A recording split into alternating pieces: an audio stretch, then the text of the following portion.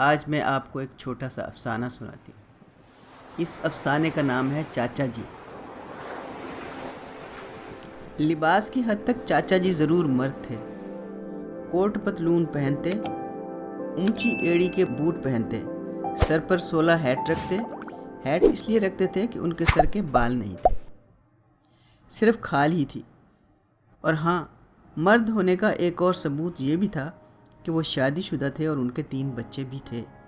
وہ پیسہ بھی خاصا کما لیتے تھے کیونکہ ان کے پاس ایک کار بھی تھی جو اپنی شکل اور رنگت سے 18ویں صدی کی کار لگتی تھی، مگر پھر بھی ان کے مشغلوں کا بوجھ بطریق احسن اٹھا رہی تھی۔ چاچا جی نے زندگی میں 2-4 خالص مردانہ قسم کے کام نہ کیے ہوتے تو انہیں ہمیشہ عورت ہی سمجھا جاتا۔ یہ نہیں کہ ان کی عادتیں زنانہ تھیں، بلکہ وہ ہمیشہ عورتوں میں پائے جاتے تھے۔ ان کو کبھی کسی نے مردوں کی محفل میں مردوں سے باقاعدہ گفتگو کرتے ہوئے دیکھا ہی نہیں تھا۔ ان کے سارے رشتہ دار ایک حویلی میں رہتے تھے، بلکہ رفتہ رفتہ یہ گلی ان کے رشتہ داروں سے بھر گئی تھی۔ البتہ چاچا جی یہاں نہیں رہتے تھے۔ اس کی ایک وجہ تھی اور وہ ان کے حق میں بہتر تھی۔ ان کی بیوی اپنے میکے میں رہتی تھی، اس وجہ سے نہیں کہ اپنے شوہر سے بنتی نہ تھی، اور نہ اس وجہ سے کہ چاچا جی میں گھر جوائی کی ساری صفات تھی، بلکہ ان کی بیمار بیوہ ساس نے اپنی تنہائی اور لاچاری کا واسطہ دے کر ان کے بیوی بچوں کو اپنے پاس بلا لیا تھا۔ راوی کے پار اس کی زمینیں تھیں اور وہ وہیں ایک بہت بڑے مکان میں رہتی تھی۔ بقول شخص سے چاچا جی چونکہ پیدائشی زن مرید تھے اور بیوی کے تھلے لگے ہوئے تھے، اس لیے انہوں نے اس کے وہاں رہنے پر کوئی اعتراض بھی نہیں کیا۔ صبح کو اپنی پرانی کار میں نکل آتے اور پھر دنیا کے سارے بکھیڑے نپٹا کر رات کے 11-12 بجے اپنی بیوی کے پاس چلے جاتے۔ جاتے ہوئے بازار سے نان، کباب، گرم جلیبیاں، موسم کا پھل اور پھولوں کے گجرے یا کوئی سوٹ کا کپڑا ضرور لے جاتے۔ خالی ہاتھ کبھی گھر نہ جاتے، اور جب شوہر تحائف میں کمی نہ کرے اور بیوی کا اس پر ایمان ٹھہر جائے، اس لیے وہ نیک کم بخت کبھی یہ معلوم کرنے کی کوشش ہی نہیں کرتی کہ ان کا دفتر کہاں ہے، کتنے بجے لگتا ہے، دفتر سے اٹھ کر وہ کہاں جاتے ہیں، ان کی دوپہریں اور شامیں کہاں گزرتی ہیں۔ کبھی سال میں 2-1 مرتبہ وہ اسے شہر بھی لاتے، فلم بھی دکھاتے، شاپنگ کراتے اور پھر واپس گھر چھوڑ جاتے، جیسے کسی بچی کو میلہ دکھا کر والدین اس کا جبری نکاح پڑھا دیتے ہیں۔ چاچا جی کو ادھر ادھر منہ مارنے کی عادت نہیں تھی۔ وہ دفتر سے اٹھ کر سیدھے اپنے محلے میں چلے جاتے تھے۔ اپنے محلے سے انہیں عشق تھا، اور خصوصاً ان گھرانوں سے جہاں لڑکیاں جوان تھیں۔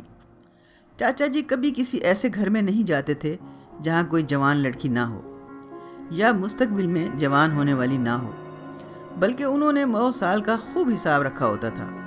انہیں اچھی طرح سے علم ہوتا تھا کہ کس گھر میں کون سے سال کتنی لڑکیاں جوان ہونے والی ہیں۔ وہ ان کے جوان ہونے سے پہلے ہی اس گھر میں یوں دبے پاؤں داخل ہو جاتے کہ گھر والوں کو علم ہی نہ ہو سکتا تھا کہ چاچا جی پہلے آئے یا بچی کی جوانی۔ لڑکیوں والا گھر چاچا جی کی جنت تھی۔ وہ ان کی عمر 50-55 کے درمیان تھی، مگر ان کے چہرے پر ہمیشہ ایک احمقانہ سی معصومیت رہتی۔ نہ جانے انہوں نے یہ شغل کب سے اختیار کر رکھا تھا، خود انہیں بھی یاد نہیں تھا۔ غالباً جب وہ پہلے چچا بنے ہوں گے تو یہ سلسلہ شروع ہو گیا ہوگا، کیونکہ سب لڑکیاں انہیں چاچا جی ہی کہتی تھی۔ ویسے تو وہ رشتے میں کسی کے چچا تھے، کسی کے ماموں، کسی کے خالو، کسی کے پھوپھا، کسی کے بہنوئی، کسی کے تایا، کسی کے کچھ اور نہیں، کسی کے کچھ۔ جتنا بڑا خاندان تھا اتنے ہی زیادہ رشتے بن گئے تھے، مگر سب جوان لڑکیاں انہیں چاچا جی ہی کہتی تھیں۔ ان کی دیکھا دیکھی ان کی مائیں اور محلے کی عورتیں بھی انہیں چاچا جی ہی کہنے لگیں، تو یوں وہ جگت چاچا مشہور ہو گئے۔ چاچا جی کہنے کا برا ہرگز نہیں مناتے تھے، شرط یہ تھی کہ لفظ عورتوں، خصوصاً نوعمر لڑکیوں کے منہ سے ادا ہو۔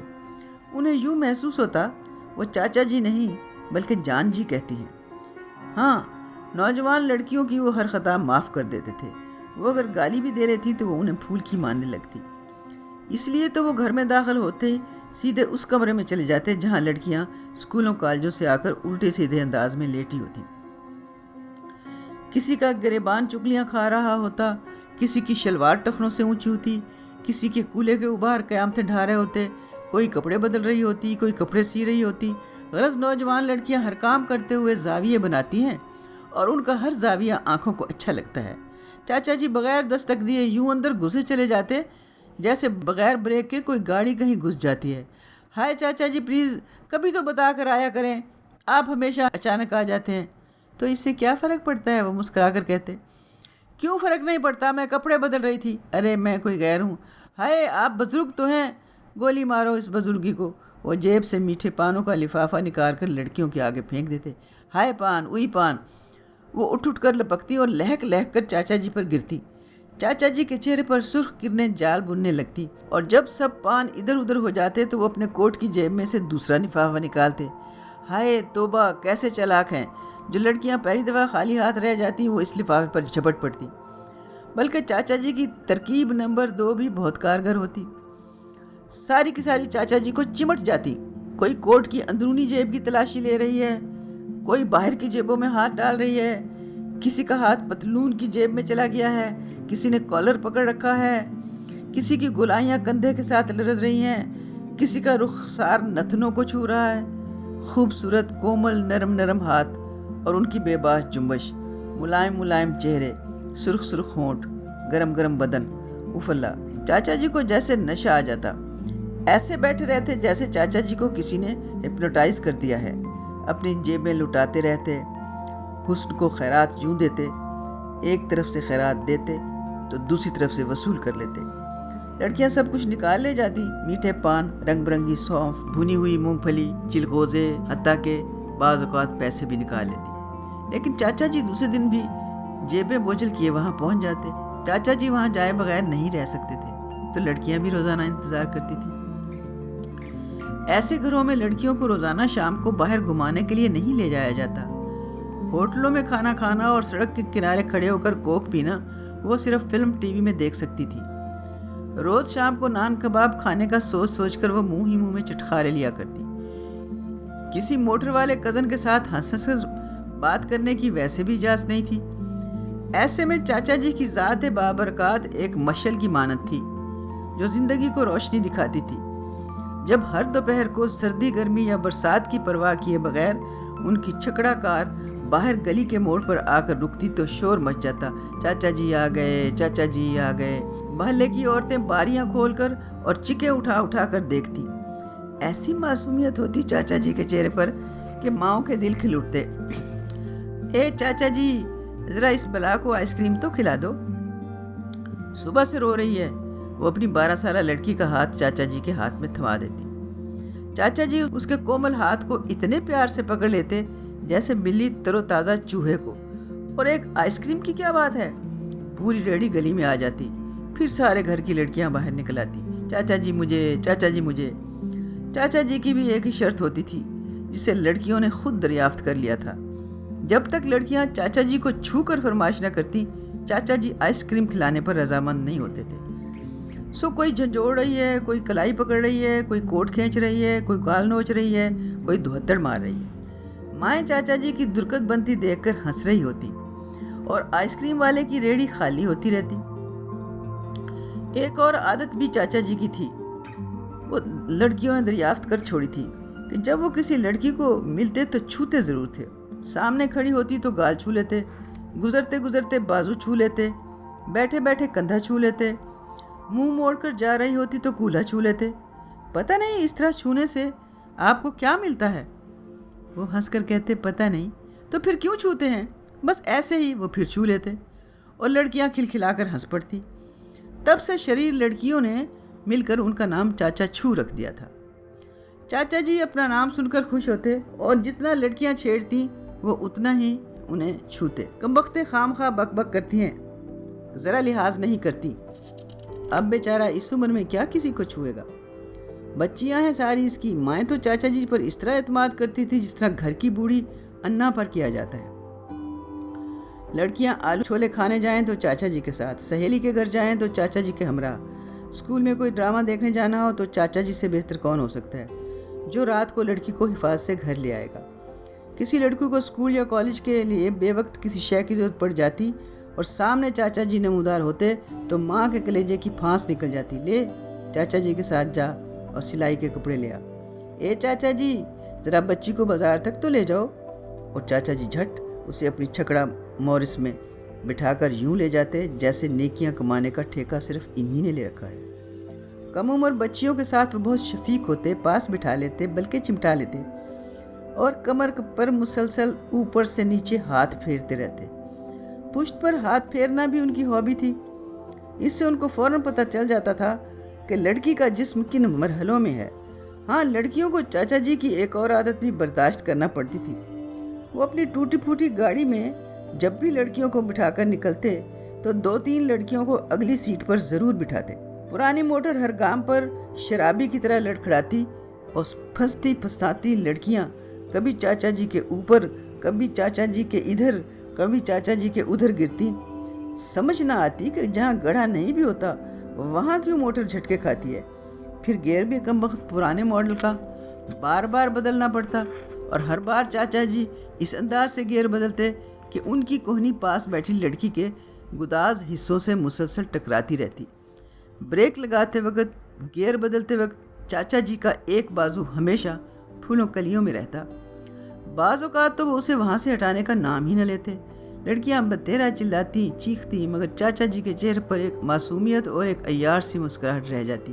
وہ موٹر میں بیٹھ کر کسی کی نہیں سنتے تھے۔ چاچا جی، آپ موٹر ذرا اچھی نہیں چلاتے، جائیے ہم نہیں آگے بیٹھیں گے، بس چل کر یہی کہہ سکتی۔ مگر وہ جانتی تھی وہ لڑکی جو آگے بیٹھتی تھی، چاچا جی اس کی ہر بات اور ہر فرمائش مانتے تھے، چاہے سارا بازار خرید لے، بس اسی کے اشارے پر چلتے تھے اور سب کھانا پینا اسی کی مرضی کے مطابق ہوتا تھا۔ اس لیے ناگوار ہونے کے باوجود آگے بیٹھنے سے کوئی لڑکی انکار نہ کرتی تھی۔ چاچا جی ادھر دفتر سے فارغ ہوا، ادھر بوتل کے جن کی طرح لڑکیاں آ نازل ہوئیں۔ وہ سردی کی شخ بستہ دوپہریں ہوں یا گرمی کی چلچلاتی چیختی لمبی دوپہریں، جو ہی مائیں دیکھتی کہ چاچا جی گھر میں آ گئے ہیں، وہ لمبی تان کے سو جاتی، جیسے بھیڑوں کی نگہبانی کرنے والا قصاب آ گیا ہو۔ گوہر پنڈی سے آئی تھی۔ چاچا جی سے اس کا کوئی رشتہ نہیں تھا کہ وہ چاچا جی کی بڑی پیاری بھتیجی ٹینا کی بڑی پیاری سہیلی تھی۔ لاہور تو وہ ایم اے میں داخلہ لینے آئی تھی۔ داخلہ مل بھی گیا تھا، مگر ہاسٹل میں کمرہ نہیں مل رہا تھا۔ ہر روز کی بھاگ دوڑ اور سفارشوں کے نتیجے میں صرف وعدہ فردہ ہی مل سکا تھا۔ تب سبوں نے گوہر کو مجبور کیا کہ وہ بھی یہیں ٹک جائے۔ گوہر زندگی سے بھرپور لڑکی تھی۔ ہر وقت شرارت کرنا، ہنسنا ہنسانا اس کا خاص مشغلہ تھا۔ کبھی نچلی نہ بیٹھتی۔ اس کو چھیڑ، اس کو تنگ کر، جب دیکھو شرارت کے منصوبے۔ اس کے آنے سے سارے محلے میں جان آ گئی تھی، اس لیے کوئی نہیں چاہتا تھا کہ وہ ہاسٹل میں جائے۔ اور تو اور چاچا جی نے بھی اس کے ہاسٹل جانے کی مخالفت کر دی۔ کمبخت جتنی تیز تھی اتنی حسین بھی تھی۔ ہاں، مگر ایک مسئلہ تھا، گھر یونیورسٹی سے بہت دور تھا اور آنے جانے میں بہت دقت ہوتی تھی۔ صبح جانے کا مسئلہ تو باقی لڑکیوں نے حل کر دیا کہ اکٹھی فلاں سٹاپ پر جائیں گی، اور دوپہر کو آنے کا مسئلہ نہیں حل ہو رہا تھا۔ دوپہر کو اسے کئی بسیں بدلنی پڑتی تھی، تب کہیں جا کر 4 بجے قریب تھکی ہاری گھر پہنچتی۔ 1 مہینے میں ہی وہ تھک کر چور ہو گئی تھی۔ پھر یکایک اسے چاچا جی کا خیال آیا، اور پھر چاچا جی کا جتنا فائدہ گوہر نے اٹھایا اور لڑکیوں نے نہیں اٹھایا۔ اس کو ذرا بے وقوف بناؤ تو دم ہلانے لگتا ہے۔ وہ جتنی چلبلی تھی اتنی نرم بھی تھی۔ وہی ہائے کرنا اس کی سرشت میں نہیں تھا۔ اینٹ کا جواب پتھر سے دیتی تھی۔ لاگ لپٹ سے اسے نفرت تھی، جو کہتی تھی کر دکھاتی تھی۔ جب بھی چاچا جی اس کو چھوتے وہ پلٹ کر ان کا ہاتھ پکڑ لیتی، بلکہ مروڑ دیتی۔ وہ جاتے جاتے بھرے بھرے گولے پر چٹکی لے لیتے تو یہ ان کے کندھے میں دانت گاڑ دیتی۔ جب ان کی جیب میں پان یا مونگ پھلی کے آثار دیکھ لیتی تو پورے کوٹ میں گھس جاتی، بلکہ آخری بقیہ تک ادھیڑ دیتی۔ پھر رفتہ رفتہ یوں ہونے لگا، گوہر کے آگے چاچا جی فٹ ہتھیار ڈال دیتے، بلکہ ٹھنڈے برف ہو جاتے، جلدی سے بھاگ جاتے یا اس کی بات مان لیتے۔ اس کو چاچا جی نے چھونا چھوڑ دیا تھا، بس دور کھڑے ہو کر بات کرتے، اور ساری حویلی میں یک بیک گوہر کے نام کا ڈنکا بجنے لگا تھا۔ ہاں، اس بات سے حویلی کے لڑکوں کو بہت خوشی ہوئی تھی، کیونکہ اکثر لڑکے گوہر پر مرتے تھے، مگر وہ کسی کو لفٹ نہ کراتی تھی، اس لیے اس کے سارے کام چاچا جی آپ ہی آپ کر دیتے تھے، حتیٰ کہ اسے یونیورسٹی سے لانے کی ذمہ داری بھی انہوں نے اٹھا لی تھی۔ 2 بجے دفتر سے اٹھتے، ان کا دفتر یونیورسٹی سے نزدیک پڑتا تھا، وہاں سے گوہر کو اٹھاتے اور گھر آ جاتے۔ چاچا جی اگر کسی کو زہر لگتے تو وہ حویلی کے نوجوان کنوارے لڑکے تھے کہ چاچا جی کی موجودگی میں وہ لڑکیوں کے پاس پھٹک نہیں سکتے تھے، اور نہ ان کی فرمائشیں پوری کر سکتے تھے اور نہ ان سے ہنسی مذاق کر سکتے تھے۔ چاچا جی کی کھڑکھڑاتی موٹر دیکھتے ہی لڑکے گھر سے نکل جاتے۔ باقی مرد اور عورتیں انہیں نہ تو عورتوں میں شمار کرتے نہ مردوں میں۔ جب عورتیں سر جوڑ کر بیٹھتی تو فکرے بازی کرتی، اے دیکھو کی پردہ ہے، اس سے کیا پردہ، زنانی ہے زنانی، یہ تو عورت ہے عورت، رنا وچ تنا بنیا رہندا ہے، عورتوں کا لیڈر بنا رہتا ہے۔ چاچا جی سے کوئی پرواہ نہیں، کوئی پردہ نہیں، چلمن کے اس طرف جو بھی ہوتا وہ جان لیتے تھے۔ انہوں نے اپنی ذات بے ضرر بنا رکھی تھی۔ حویلی کی ساری لڑکیاں فلمیں دیکھنے کی شوقین تھیں۔ گو والدین اجازت نہ دیتے تھے، نہ صرف یہ کہ چاچا جی لڑکیوں کی پردہ داری کرتے بلکہ انہیں چوری چوری فلمیں بھی دکھا لاتے۔ جس طرح مشاطہ گاہک پھنسانے کی، مائیں تو یہی سمجھتی تھی کہ کسی سہیلی کے گھر میلاد شریف ہے اور چاچا جی ساتھ لے کے جا رہے ہیں، یا کسی کے کالج کا سالانہ فنکشن ہے، یا کسی کے اسکول میں الوداعی پارٹی ہے، ساتھ ہوں تو احتیاط سے لے آئیں گے۔ مگر چاچا جی میٹنی شو دکھا کر اتنی معصوم شکل بنا کر گھر میں داخل ہوتے جیسے نماز جمعہ پڑھ کر آ رہے ہوں۔ ہاں، وہ لڑکیوں کو بٹھاتے بھی باکس میں تھے جہاں کوئی نہ دیکھ سکے اور نہ چوری پکڑی جا سکے۔ ایک قباحت جہاں بھی تھی کہ چاچا جی اندھیرے کا خوب فائدہ اٹھاتے۔ کوئی چاچا جی ذرا پرے ہوں تو وہ تیسرے کباٹ بیٹھنے کی کوشش کرتے، اف چاچا جی دوپٹہ چھوڑ دیں، چاچا جی پلیز دیکھیے، فلم دیکھنے دیں، چاچا جی بور نہ کریں۔ نہ جانے وہ فلم میں دیکھتے تھے یا نہیں، مگر سب لڑکیوں کو ٹٹول کر اچھی طرح دیکھا کرتے، آیا وہ اپنی سیٹوں پر ہیں یا نہیں۔ انٹرول میں خوب تواضع کرتے، آئس کریم اور کوک، کباب، تکے، غرض لڑکیاں سیر ہو کر کھاتی پیتی اور سب کو حفاظت سے گھر چھوڑاتے۔ ان سب لڑکیوں میں گوہر فلم دیکھنے کی بے شوقین تھی۔ بلا سے کوئی جان لے مگر فلم ضرور دکھا دے۔ پہلے اسے زیبا رانی اور شبنم پسند تھی، ان کی کوئی فلم نہیں چھوڑتی تھی۔ اب اسے سنگیتا اور کویتا اچھی لگتی تھی۔ فلم تو وہ بابرا کی بھی دیکھ لیتی تھی، ہاں، مگر اسے اس کا صرف چہرہ پسند تھا۔ یوں فلم کوئی بھی ہو وہ دیکھنے پر رضامند ہو جاتی۔ رفتہ رفتہ اس کی چاچا جی سے ایسی انڈرسٹینڈنگ ہوئی کہ وہ تنہا ان کے ساتھ فلمیں دیکھنے لگی۔ پہلے چاچا جی خود آفر کرتے تھے کہ بھائی فلاں بہت اچھی فلم لگی ہے، دیکھنے چلو گی۔ پہلے وہ تنہا جاتی ہوئی ڈرتی تھی، جھجکتی تھی۔ پھر ایک بار وہاں جا کے اس نے دیکھا کہ چاچا جی تو بیچارے باکس کے ایک سرے پر ہی بیٹھے رہتے ہیں، تو وہ شیر ہو گئی۔ اب وہ اپنی سہیلیوں کو بتانے کی ضرورت بھی نہیں سمجھتی تھی۔ ہر ہفتے چاچا جی کے ساتھ ایک میٹنی شو یا مارننگ شو دیکھ کر چلی آتی۔ کسی کو کانوکار خبر نہ ہوتی۔ جب اس نے خود اپنی سہیلیوں کو بتانا مناسب نہ سمجھا تو چاچا جی نے بھی کبھی نام نہ لیا۔ اس سے چاچا جی کا احترام اس کے دل میں سوا ہو گیا۔ ویسے بھی چاچا جی نہ اس کو چھوتے، نہ گدگدی کرتے، نہ گال پہ تھپی دیتے، بلکہ جب موٹر میں آگے بٹھا کے لاتے تو کافی فاصلے پر بیٹھے رہتے۔ اگر موٹر جھٹکے کھاتی تو گوہر کا ایک بال بھی ان سے نہ ٹکراتا۔ کبھی کبھی ایسا ہوتا کہ سخت گرمی کی وجہ سے گوہر بے حال ہو رہی ہوتی تو چاچا جی اسے کسی ٹھنڈے ریسٹوران میں لے جاتے، ٹھنڈا پلاتے اور پھر گھر لے آتے۔ سارا راستہ گوہر چاچا جی سے خوب گپ لگاتی۔ اس طرح چاچا جی نے گوہر کو لاہور کے بے شمار ریستوران اور خفیہ جگہ دکھا دی تھی جہاں نوجوان جوڑے اکثر ملا کرتے تھے یا دوپہریں وہاں گزارتے تھے۔ اچھا، زندگی کا یہ رخ تو گوہر سے پوشیدہ ہی تھا۔ دیکھنے کے لیے ایک دنیا تھی اور جاننے کے لیے ہزار باتیں تھیں۔ رفتہ رفتہ اسے چاچا جی کی ذات پر ایک مقدس سا اعتماد ہونے لگا، حتیٰ کہ وہ اپنے ڈپارٹمنٹ کی باتیں، جھگڑے اور اپنے عاشقوں کے قصے انہیں بتانے لگے۔ ایک دن تو اس نے یہ بھی بتا دیا کہ اس کی کلاس کا ایک کشمیری لڑکا ہر روز ایک خط کتاب میں رکھ کے اسے دیتا ہے اور وہ اس سے بہت عاجز آ چکی ہے، اور چاچا جی کوئی مشورہ دینے کی بجائے خام خواہ ہنسنے لگے۔ یہ بھی کوئی ہنسنے کی بات ہے؟ بیچارہ، چاچا جی نے بس اتنا ہی کہا۔ چھٹیاں ہو چکی تھیں، وہ یونیورسٹی میں آخری دن تھا۔ چاچا جی کافی انتظار کے بعد اسے لینے آئے تھے۔ اس نے پوچھا تو معذرت کر دی کہ ایک کام پڑ گیا تھا۔ پھر بولے، آج آخری دن ہے، کل تم چلی جاؤ گی، آج تمہیں ایک خاص جگہ دکھاتے ہیں۔ حالانکہ وہ کافی تھک چکی تھی مگر چاچا جی کا دل توڑنا مناسب نہ سمجھا۔ آخر سارا سال وہ اس کی تواضع بھی تو کرتے رہتے۔ بولی، پھر جلدی گھر واپس چلی گیا کیونکہ میں نے ابھی بازار جانا ہے۔ چلو پہلے بازار چلتے ہیں۔